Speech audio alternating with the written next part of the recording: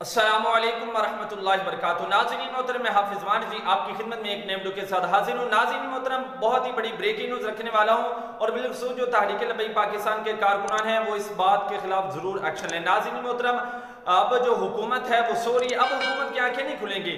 बहुत ही बड़ी breaking news अभी आपके सामने रखता हूँ। उससे पहले गुजारिश है कि चैनल को सब्सक्राइब कर लें ताकि इस तरह की न्यू अपडेट आपको बर वक्त मिलती रहें। तो नाज़रीन मोहतरम, आपको बताना चाहता हूँ कि जब अहले सुन्नत व जमात वाले कोई इस तरह का काम करें तो हुकूमत फिलफौर एक्शन लेगी और हमारे कायदीन को और जिस तरह के आप जानते हैं कारकुनान को बगैर किसी वजह के इन्होंने गिरफ्तार किया है, इन जैसे कामों में हुकूमत सबसे पहले नजर आती है। लेकिन यहाँ पर अब हुकूमत खामोश बैठी है।